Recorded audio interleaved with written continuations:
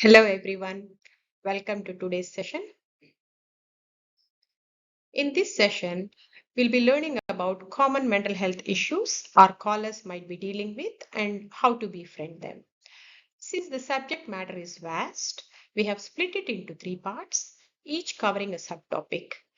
We have tried to include as much information as necessary about various mental health problems we encounter on a regular basis from our callers. You do not have to watch all of this in one go.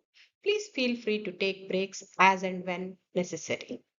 So, the main subtopics that we would be discussing about in this session are introduction to mental health problems, why it is important, and how we as befrienders can support sufferers, which is like our callers, about mental health problems, and they have them, and stress, anxiety, and depression, information about these common mental health issues, and also ways to manage general mental well being.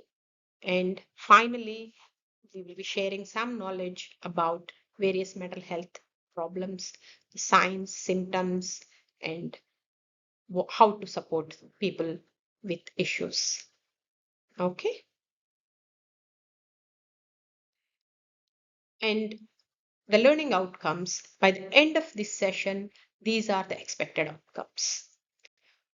You are encouraged to seek out more information about mental health issues through other means so that you can effectively befriend our callers. So by the end of it, you might be in a position to know the various mental health problems and where exactly clients are, at what stage are they in, and how to address their concerns, and how to explore issues, and how to support them, all these things. Perhaps you might be wondering why it is important to learn about mental health issues, as befrienders are not clinical psychologists or counselors. Then what is the need for us to know about mental health issues? These numbers give you an idea about how common it is to have a mental health problem. There has been a drastic increase in mental health problems, not just in Malaysia, but all over the world after the pandemic, and the issue of mental health got the attention that it deserved during the pandemic. As you can see, there are so many people who are suffering one or the other kind of mental health issue. And in fact, during the COVID 19, the hotline received a lot of calls, and to 85% of those calls are related to mental health issues, which shows how common mental health problems are nowadays. In fact, the global increase in depression and anxiety during COVID 19 is like 25%, according to WHO. In Malaysia, it is twofold, according to MMHA President Andrew Mohan Raj.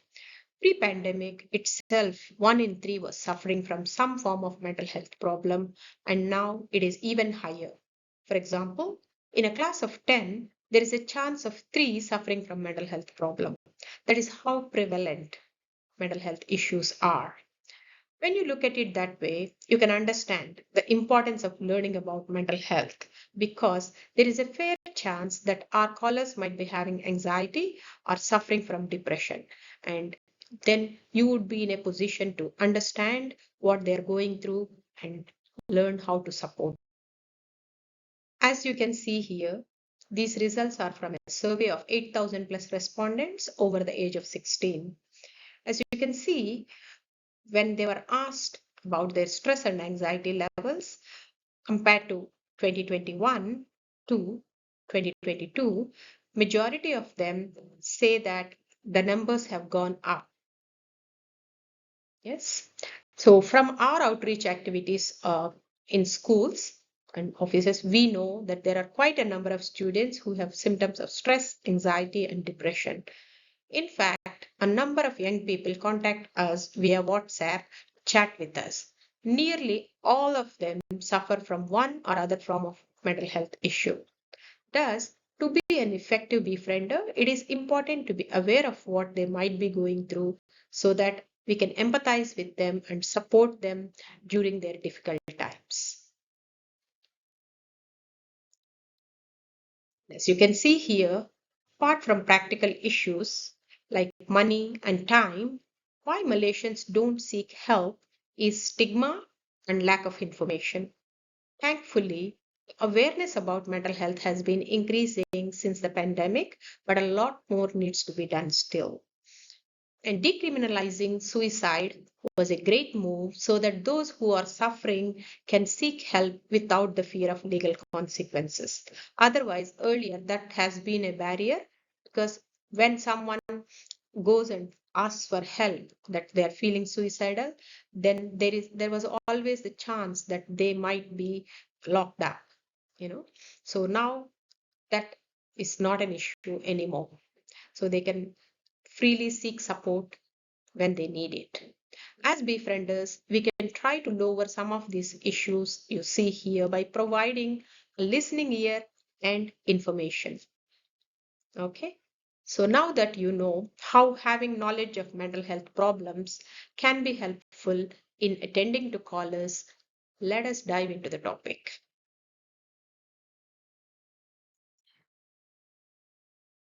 These are the major categories of mental health problems according to International Classification of Diseases developed by WHO, World Health Organization. There is another classification called DSM, Diagnostic and Statistical Manual, that is developed in USA, which is also commonly used all over the world. Both these have a huge listing of mental health problems, nearly 300. Here we present information about the most common ones our callers might have. So now I believe you can understand why this video is lengthy. The disorders in red have biological origin, and the ones in blue can also have psychological and social reasons. So the ones in red are autism spectrum disorder, neurocognitive disorders, and schizophrenia and other psychotic disorders. These have a clear biological origins. So the parts of brain are functionally and physically different from others. So the treatment for them also differs accordingly. So under neurocognitive disorders come Alzheimer's, dementia, etc. Okay.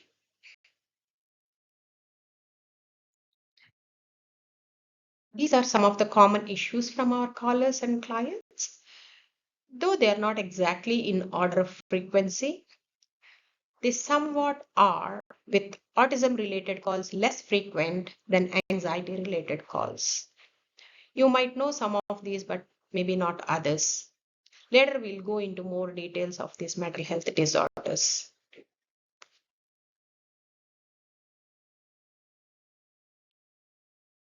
Okay. Let us say someone, be a friend or a family member, comes to you and talks about how they are feeling. Okay. So, how do you support them? What would you say to comfort them?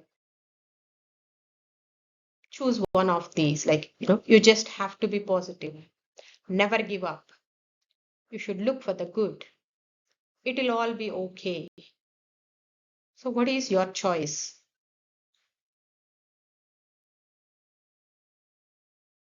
Whatever is your choice, perhaps it's not appropriate for them.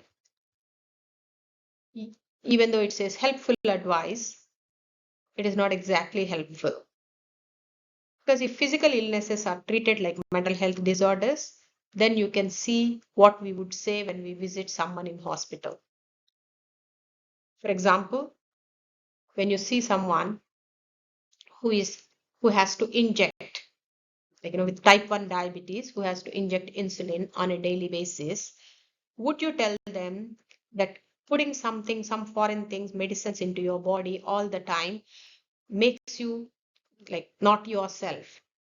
You should stop taking medicines. You should stop putting medicines into your body.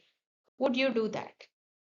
because a person with type 1 diabetes without insulin can actually die. So someone with mental health problems also might find it very difficult to cope with life without the medication that they need.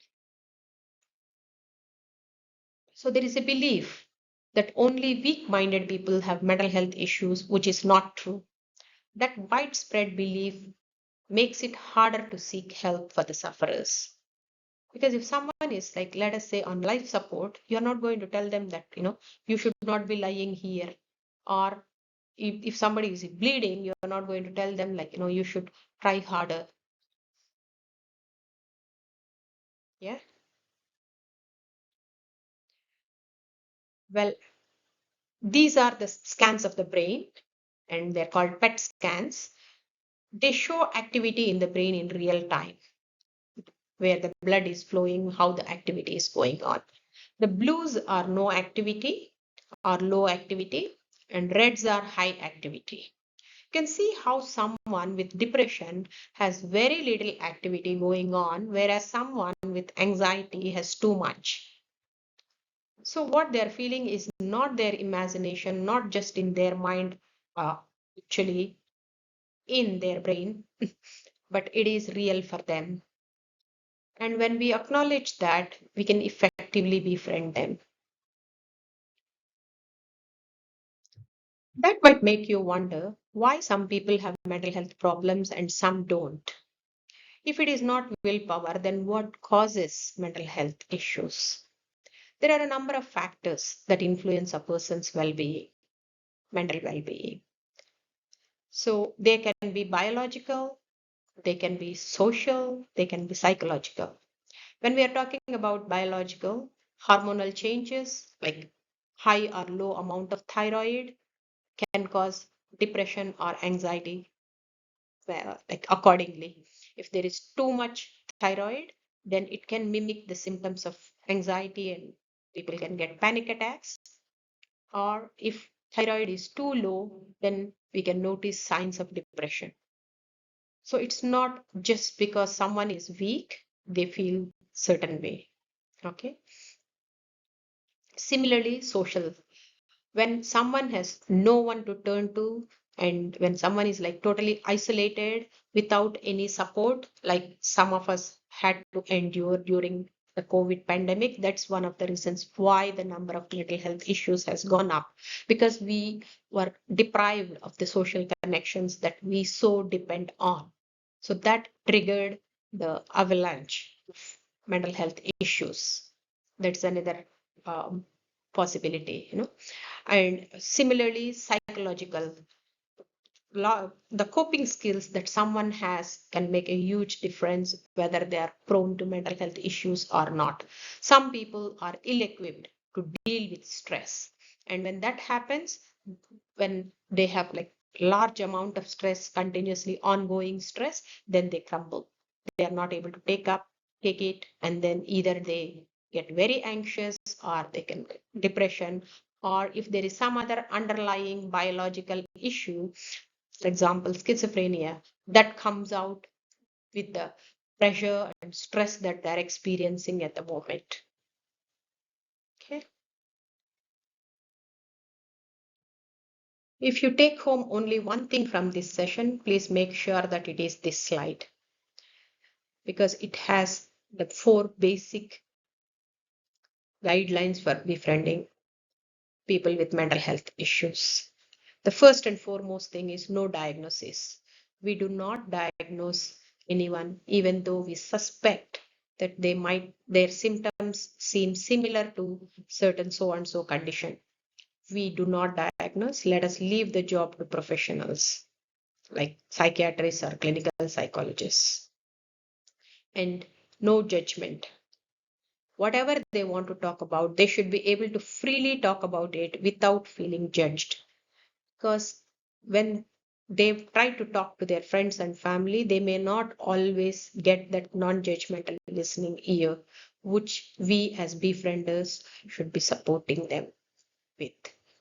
Because some people open up to us for the first time about their struggles, When we have that privilege, let us listen to them with an open mind and try to empathize as much as you can without judging them. Okay. And the next one is validate. Validating someone is to allow them to feel the way they feel, even though you may or may not agree with the reasons for that. Okay. For example, let us say someone is very suspicious of those around them, and perhaps they had a very bad experience. Perhaps they've been cheated, betrayed by someone, and since then they've stopped believing in people can be good and they're always out to get them.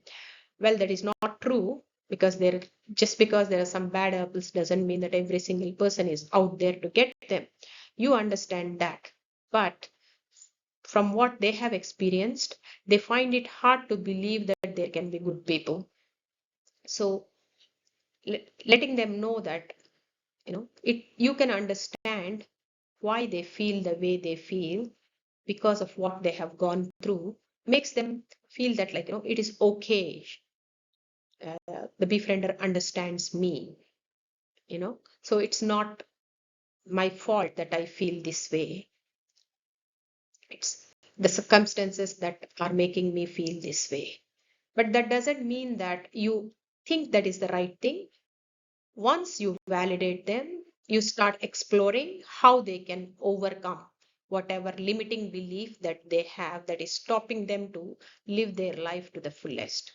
So, but for that, the client or caller need to feel validated and not judged and not told you should not feel that way, or why do you take it so seriously, things like that, because that's what they keep hearing from their friends and family. So as a befriender, what we can offer is validation that they are looking for. Okay. And the next thing would be normalize. Normalizing is letting them know that mental health issues are not so uncommon, and the symptoms and signs that they're experiencing are normally experienced by people who might be going through similar mental health issues. So it is possible for people to feel better with medication, with support, with psychotherapy, and live a normal life and be able to be a productive member of the society.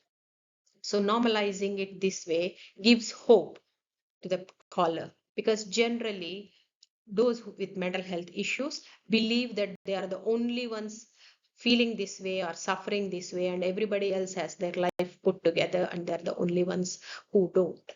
No, but that is not true. By normalizing it, by telling them that it is common to feel this way, it gives them hope and it makes them feel that they are not a freak. Yeah. So when we are talking about callers with mental health issues, it's possible that there might be in one of the 5 stages. One is they are unaware. They are not even aware that what they are experiencing is, could be a mental health issue. This is like some of the physical symptoms that they might be having, exhaustion, or aches and pains in their body, or or sleep disturbances. They are not aware that it could be depression.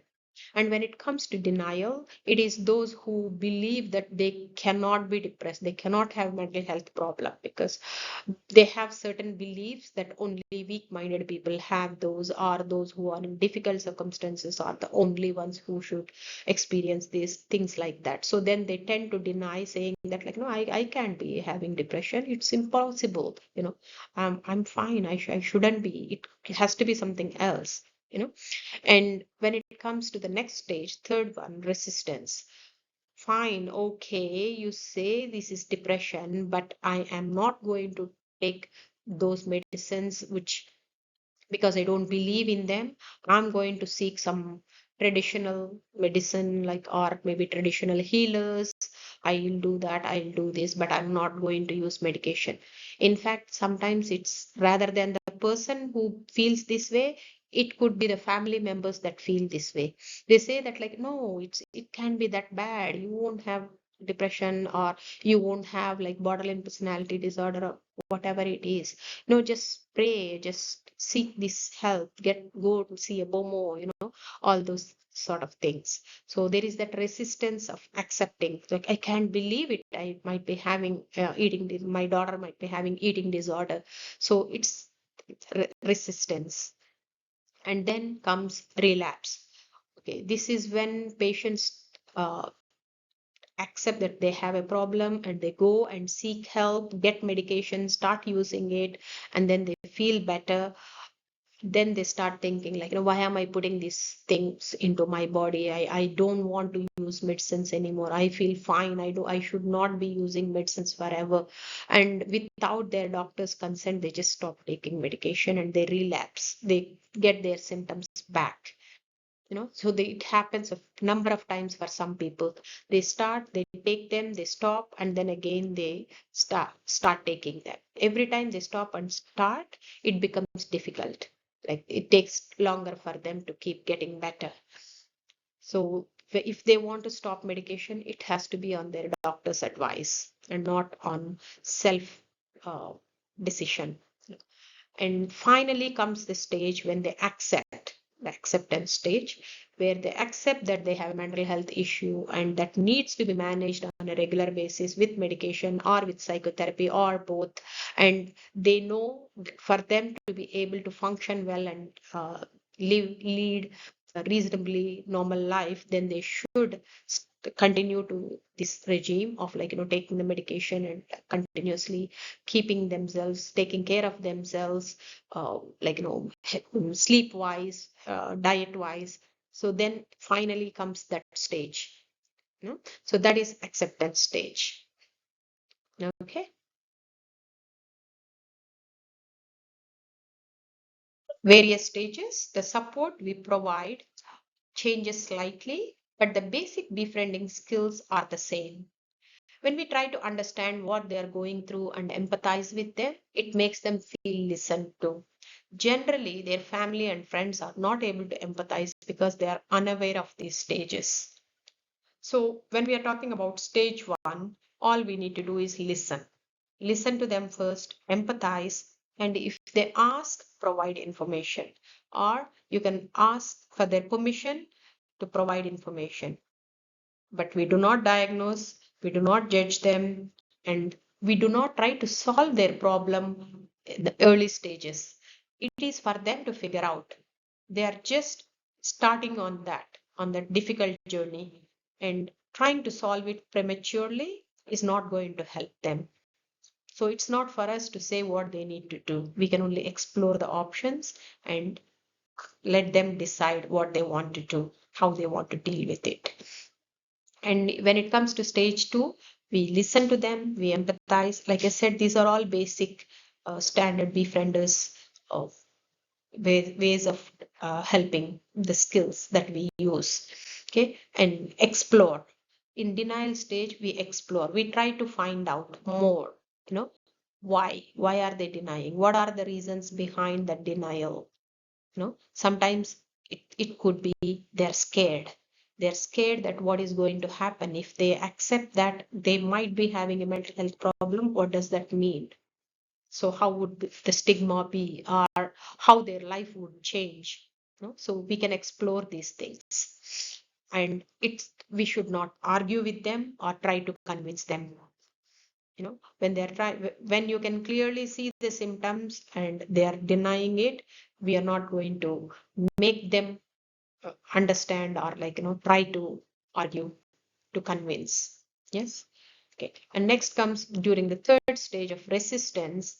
Again, we listen, we empathize, we explore. If they want, we provide information.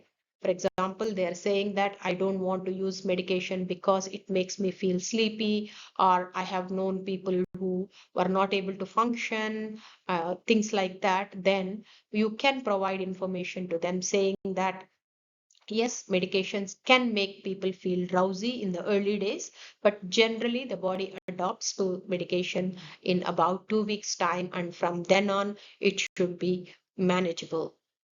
So in the meantime, what can you do to help yourself while you are taking the medication? How can you support yourself? What needs to happen for you to be able to take the medication? Again, no arguing, no convincing hard. Okay, all we do is listening, exploring, empathizing, and providing information. Okay, and relapse. During this stage, again, we listen, we empathize, we explore, and we support the progress. You have come this far, you have used the medication, and you have been able to hold a job, or you were able to clear that exam, but it probably was too much for you, that you could not continue to do it. That is why you stopped it in the meantime. So just supporting what they have achieved already without uh, blaming them or judging them. And acceptance stage, listen, empathize, support the progress. Okay. And when we are talking about all these things, it's the basic befriending skills that are always used. Okay. And I have given some of the questions that you can ask during individual stages. So when it comes to unaware stage, remember, they don't even know what they are experiencing, what it is. It could be a mental health issue. So then we ask, like, for example, if they say they have felt like, exhausted and not able to sleep, then you ask for, like, whether you have sought help. Have you seen a doctor? Have you gone anywhere to get help? And what would you like to do to deal with that? What are you going to do? If they say no, they have not gone anywhere, then what do you want to do? And some of the problems you are experiencing seem similar too. This is when we notice that they might be having quite a few symptoms of some of the mental health issues, like, say, depression or anxiety or stress. Then we ask them, so what it seems like you are experiencing symptoms similar to, but this is not diagnosis. Okay, you are not telling them that they have depression or anxiety or borderline personality disorder or bipolar. No, all you are saying is some of them seem similar too. Okay, and you can always take their permission to give information. Would you like me to give more information about it? Then you can share the resources with them. Then they themselves can help to see what they are going through could be, and then go on to get help. Okay. Stage 2 would be denial, where they are refused to accept that they could be having mental health issue. So then you already know they're facing some of the issues, they're having some of the problems. Then you're going to ask them, like, no, okay, you are not having any mental health issue, but how are you going to deal with the issues you're facing? For example, if you have pains, aches, and all, and then you have seen the doctor and they say everything is normal and you don't have any issue, then now how are you going to help yourself? What are you going to do? So just exploring, no judgment, no blaming. So, and then you can ask them, like, what is stopping you from getting help? Sometimes, as we discussed earlier, they might be afraid of what the consequences could be of being labeled with a mental health issue, or if they are going to take the medication and the side effects are going to be too much for them to bear. Or you can ask them, what made you pick up the phone to call? This is like asking them, so what was going on before you could not take anymore, that you had to talk to us? So when you are asking, the tone of voice is very important in these kind of questions. If you simply say, like, no, why did you call? Then it is like, implies as if like you shouldn't have called us. But what we are saying here is, what made you pick up the phone to call? So what was happening in your life that you decided to talk to us? That gives you more insight. Even though they were denying, probably it was getting unbearable for them and they just needed to talk about it to someone who can listen to them. You know? And the last question is a similar way, similar uh, result, but asking in a different way to the second question. There we ask, like, what is stopping you from getting help? That gives you why they don't want to do it. But here, what needs to happen for them to be able to get help? So, for example, it could be like, they don't have access to mental health facilities. Like, for example, they don't drive and they don't know how to seek help, or they don't have money and they're afraid that if they go to the public hospitals, then they would be labeled, and that might affect their work or education. So by trying to find these out, like asking questions, exploring more, we try to understand where they are coming from and see how best they can be helped. Okay. And say stage 3 would be resistance. So they use of alternative approaches, as in, like, as I mentioned before, seeing traditional uh, medicines, like, healers and things like that. So here again, we are not going to tell them that it's not going to help them, it is wrong, or it's like, no use. We are not going to say things like that. Instead, we can ask these kind of questions. What could be the issues with that option, and how do you plan to deal with them? And what about the other option of getting professional help? Then they might come up with their reasons why they don't want to do this. And how would you know that you have achieved what you wanted to achieve? So finally, let us say they have decided to go with their way of treatment or their option. Then there has to be a time by then, like, it worked for you. So how would you know that you have achieved what you wanted to achieve? So let us say they say, if I can sleep at least 6 hours a night, then I know it worked. Then yeah, so be it. Let them give it a try and see whether it works or not. If it doesn't, then would they be able to consider other options? Then we can always ask them. So once let us see how your treatment goes, and keep in touch and let us know what is going on, so that we can explore other options as we go along. So that's fine. And relapse is the fourth stage. Then for a lot of people, it's not that they do not want to take medication, but sometimes the side effects can make it difficult for some people, and sometimes keeping up with the appointments and then taking the medication on a regular basis can be tiring for some.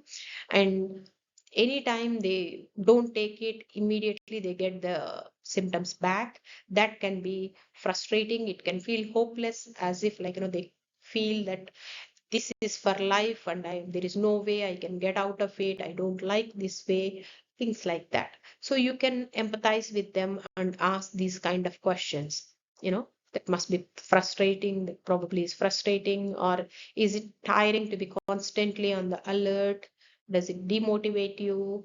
Are you worried about, how do you feel about your future of, like, of getting married, or, like, having children, all these things? Are you disappointed, or how do you feel about yourself? You can ask all these questions. The last question is something that refers to someone who believes that they should be strong enough not to have a mental health problem. Again, the belief that comes from people, strong-minded people don't have mental health problems, only weak-minded ones do. So we are trying to ask and explore and let them talk about all these feelings freely. Yes. And stage 5 questions would be acceptance.